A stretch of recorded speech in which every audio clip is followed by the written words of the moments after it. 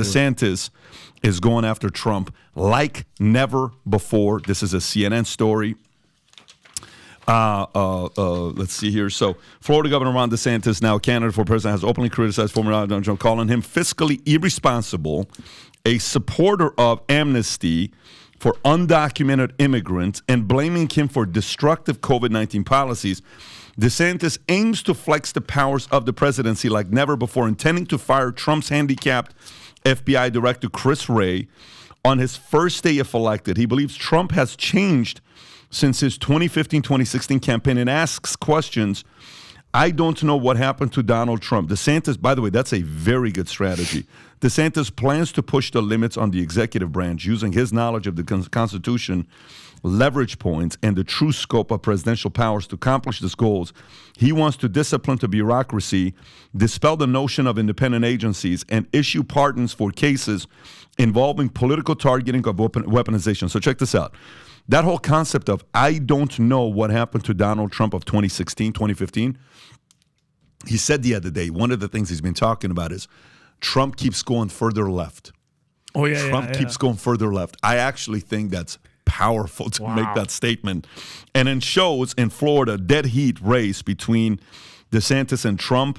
Florida Governor Ron DeSantis and former President Donald Trump are tied in a neck-and-neck contest among likely GOP primary voters in Florida, according to a recent poll conducted by Victory Insights. DeSantis narrowly leads with 38.2%, while Trump follows closely at 38%. In a head-to-head matchup between DeSantis and Trump, the governor holds a slightly stronger position with just over 40% compared to Trump, 39%. The senior pollster, Ben Galbraith, acknowledges the uncertainty regarding the durability of these results. He suggests that DeSantis' surge in the polls may be temporary reaction to his campaign launch, or it could signify the beginning of a successful campaign. The outcome of the nomination may hinge on Florida Republican voters, as a leaked audio from donor meeting reveals the importance of winning the state's winner-takes-all presidential primary scheduled for March 19th of next year. What do you think of when you see this, Myron?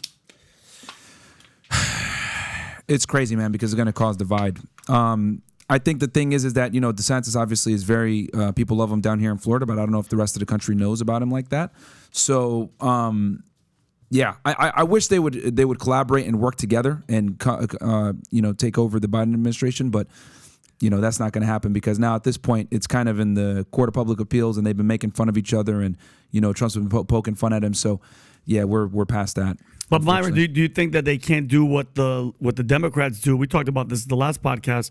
Biden and Kamala went at it, but right when it was done, he's like, "I love you, Vice President." There's zero chance that happens if Trump wins because they're not going to go the other way around. It's possible, but not probable. Is what I think. Just because it's been kind of them just shitting on each other the whole time, and I mean, even Trump's been going pretty hard at DeSantis and stuff. And Kamala was never on Biden's level. I mean, she was. Of course not. She was punching up. He was like, "All right, cool, whatever. I gotta cross off a African American woman and make her vice president. You're one of four people that are candidates, and if you kiss the ring, so to speak, I'll give you the." That was a political move. Exactly, it was a political move. That's what he did. Speaking of definition, she's not African American, right? So well, she's Indian American. Yeah. Sure. By the way, have you ever seen Kamala when she was dating Montel Williams, and Montel went to an event with two girls? Women, gangsters. Her being one of them. Have you seen it? Yeah, I did. Of course. Yeah, Montel Williams. Sounds like Myron up there. Montel was with her and another girl and went to an event. Look at that, pimp. Look at that pimp. Yeah. Well, listen, he's chilling. There's many pictures on the internet with me and two girls. That doesn't mean obvious. that they were but you're not the vice president, and you're not Kamala Harris. That's Montel when Montel was running the number one. By the way, what's so funny is that a cross he's wearing, or is that a sword? I think it's a sword. Oh, okay, I was going to say it's actually probably a cross sword. It's probably one of those cocaine sifters. You just unplug it if you've seen Cruel Intentions. All right. Yes. Can I say one thing about DeSantis? It's interesting. Because I don't think there's going to be some cohesion there. I think that's too far gone. I wish too. I think that's too far gone. It was interesting. I watched the Heat game. By the way, shout out to the Heat. I was watching. It was Game 5. It was a few nights ago. I was with all my buddies that I grew up with in Miami. You've known these guys, yeah. All this segment of my friends, they're all liberals, all of them. Okay. So safe space for you. Yeah, it's a safe space. So I come in late. you know, because I was working late that day. And I walk in, they're like, "Oh, look who's here, Mr. MAGA, Mr. Right Wing." I'm like, Jesus Christ. So it just shows, like, as a registered independent, like, you can't win these days. No. If I go into right wing circles, I'm the soy boy, I'm the leftist, the communist, and if I go into left wing circles, I'm the MAGA, I'm the Trump. I was like, listen, guys, no winning. relax for a second. But I said, is anybody here a Trump fan? No, fuck Trump, fuck. I go, all right. None of these guys are voting in the Republican primary, but I get that this is anecdotal, but I said, all right, if you had to choose between Trump and DeSantis, who would you vote for? 10 guys. Okay, these are never Trumpers.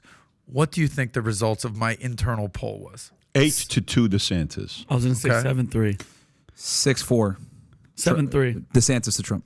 Okay. Trump 7, DeSantis 3. Tom?